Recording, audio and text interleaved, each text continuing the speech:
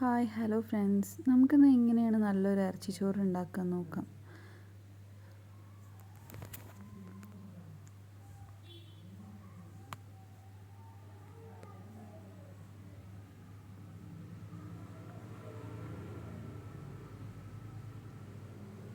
നമുക്കതിന് വേണ്ട സാധനങ്ങൾ എന്തൊക്കെയാണെന്ന് നോക്കിയാൽ ആദ്യം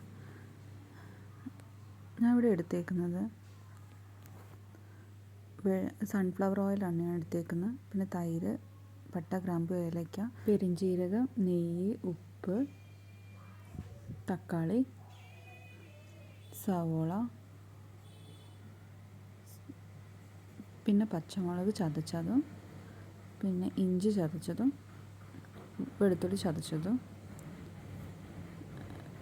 പിന്നെ നമുക്ക് വേണ്ട പൊടികൾ മല്ലിപ്പൊടി, മഞ്ഞൾപ്പൊടി, മുളക് പൊടി, meat masala, garam masala, pepper powder, പിന്നെ ബീഫും, ഞാൻ ഇവിടെ ബിരിയാണി റൈസ് എടുത്തേക്കുന്ന റൈസ്, പിന്നെ മല്ലിയിലയും കറിവേപ്പിൻ്റെ ഇലയും.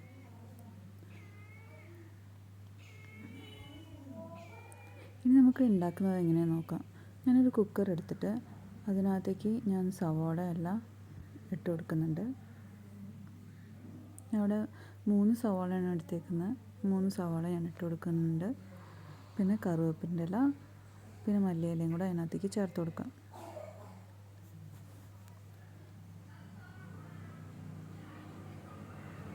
ഇനി നമുക്ക് ചതച്ച് വെച്ച വെളുത്തുള്ളി, ഇഞ്ചി,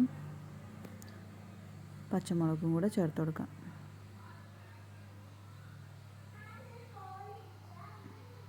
ഇഞ്ചിയും വെളുത്തുള്ളി എല്ലാം ഞാൻ ചതച്ചിട്ടാണ് ചേർത്ത് കൊടുക്കുന്നത്.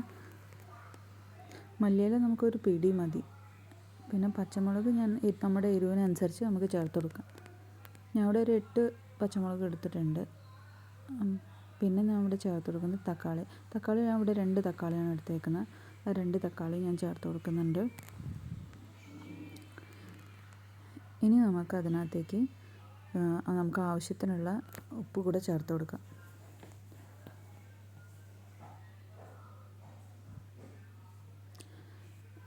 ഇറച്ചിയിൽ പിടിക്കാൻ പാകത്തിനുള്ള ഉപ്പ് നമ്മൾ ചേർത്ത് കൊടുക്കണം. ഇനി നമുക്ക് ഇറച്ചി അതിനകത്തേക്ക് ഇട്ട് കൊടുക്കാം.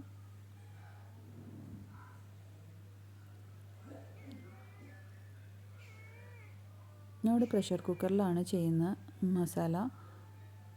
ഇനി നമുക്ക് പൊടികളെല്ലാം ചേർത്ത് കൊടുക്കാം. മീറ്റ് മസാല ചേർത്ത് കൊടുത്തിട്ടുണ്ട്. പിന്നെ നമുക്ക് ഗരം മസാല നമുക്ക് കുറച്ച് മതി, ഒരു ടീസ്പൂണോളം മതി. പെപ്പർ പൗഡറും അതേ അളവിൽ തന്നെ നമുക്ക് ചേർത്ത് കൊടുക്കാം. ഇനി നമുക്ക് അതിനകത്തേക്ക് ചേർത്ത് കൊടുക്കാനുള്ളത് മല്ലിപ്പൊടിയാണ്. മല്ലിപ്പൊടി നമുക്ക് ഒരു 2 സ്പൂണോളം മല്ലിപ്പൊടി ചേർക്കാം. മല്ലിപ്പൊടിയാണ് നമുക്ക് ഇതിനകത്ത് വേണ്ടത് അധികം. അപ്പോൾ നമുക്കത് 2 സ്പൂൺ ഞാനിവിടെ എടുത്തിട്ടുണ്ട്. പിന്നെ മുളക് പൊടി, മഞ്ഞൾപ്പൊടിയും ചേർത്ത് കൊടുക്കുന്നുണ്ട് അതിനകത്തേക്ക്.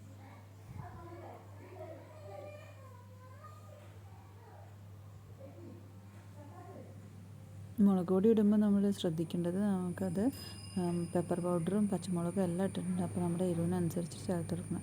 ഇനി നമുക്ക് അതിനകത്ത് തൈരും കൂടെ ചേർത്ത് കൊടുക്കാം.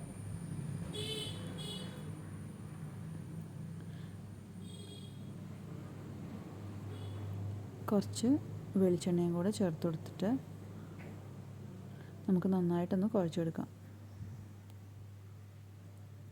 സവാളയൊക്കെ ഒന്ന് നന്നായിട്ട് ഉടയുന്ന പാകത്തിന് നമ്മൾ കുഴച്ചെടുക്കണം. നന്നായി കുഴച്ചെടുത്തിട്ട് നമുക്ക് കുറച്ച്, അതായത് വേവാൻ പാകത്തിന് കുറച്ച് വെള്ളം കൂടെ ചേർത്ത് നമുക്കതൊന്ന് വിസിലടുപ്പിക്കാം. ഞാൻ കുറച്ച് നെയ്യും തേങ്ങാപ്പാലും കൂടെ ഞാൻ ഇതിനകത്ത് ചേർത്ത് കൊടുക്കുന്നുണ്ട്. തേങ്ങാപ്പാൽ ഒഴിക്കുമ്പോൾ അതിനൊരു പ്രത്യേക ടേസ്റ്റ് വരും. അപ്പോൾ നമുക്കതും കൂടെ ചേർത്ത് കൊടുത്ത് നമുക്ക് വിസിലടുപ്പിക്കാൻ വയ്ക്കാം. ഞാനിവിടെ അത് വേവാൻ പാകത്തിനുള്ളൊരു വിസിലാണ്. ഞാൻ ഇവിടെ ഒരു 5-6 വിസിലടുപ്പിക്കുന്നുണ്ട്. തുറന്ന് നോക്കി നമുക്ക് മസാല ആയിട്ടുണ്ട്. ഇനി നമുക്ക് വേറൊരു പാൻ വെച്ച് റൈസ് ആക്കാൻ വേണ്ടിയിട്ട് നമുക്കതിനകത്തേക്ക് ഓയിൽ ഒഴിച്ച് കൊടുത്താൽ, ഞാൻ സൺഫ്ലവർ ഓയിലാണ് എടുത്തേക്കുന്നത്. അതിനകത്തേക്ക് നമുക്ക് കുറച്ച് നെയ്യും കൂടെ ചേർക്കാം. എന്നിട്ട് അതിനകത്ത് നമുക്ക് സവാള ചേർത്ത് നമുക്കതൊന്ന് വറുത്ത് കോരിയെടുക്കാം. ഇത് ഞാൻ ഗാർണിഷിങ്ങിന് വേണ്ടിയിട്ടാണ് ഈ സവാള വറുത്തെടുക്കുന്നത്.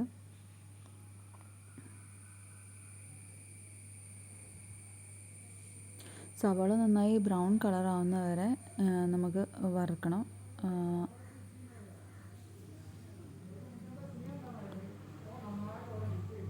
നമ്മുടെ സവാള ബ്രൗൺ കളറായി വരുന്നുണ്ട്. നമുക്കിനി വറുത്ത് കോരി മാറ്റി വയ്ക്കാം. ഇനി അതേ എണ്ണയിലേക്ക് നമുക്ക് പട്ട, ഗ്രാമ്പു, ഏലയ്ക്ക പിന്നെ പെരിഞ്ജീരകം കൂടെ ചേർത്ത് കൊടുക്കാം. എന്നിട്ട് അതിനകത്ത് നിന്ന് നമ്മൾ വേവിച്ച് വെച്ച ആ അതിനകത്ത് നിന്ന് ബീഫ് മാത്രം മാറ്റി നമുക്ക് ആ പാത്രത്തിലേക്ക് ചേർത്ത് ഒന്ന് ഫ്രൈ ചെയ്തെടുക്കാം.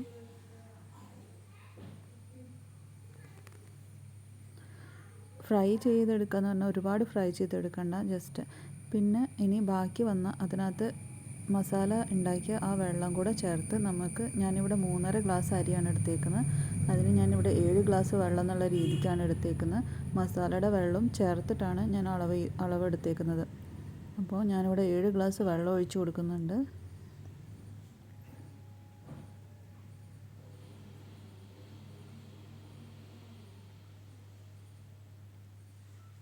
ഇനി നമുക്ക് ആവശ്യത്തിനുള്ള ഉപ്പും കൂടെ ചേർത്ത് കൊടുക്കാം അതിനകത്തേക്ക്.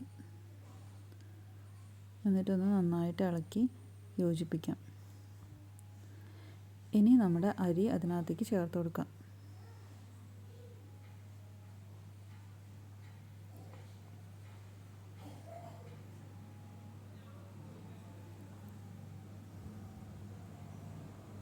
നമുക്കിതൊന്ന് നന്നായി മിക്സ് ചെയ്ത് നമുക്കൊന്ന് അടച്ചു വെച്ച് വേവിച്ചെടുക്കാം. നമ്മുടെ അരിയെല്ലാം നന്നായി വെന്ത് വന്നിട്ടുണ്ട്. നമുക്കതിൻ്റെ മേലേക്ക് കുറച്ച് നമ്മൾ ഗാർണിഷ് ചെയ്യാൻ മാറ്റി വെച്ച ആ സവാള ചേർത്ത് കൊടുക്കാം.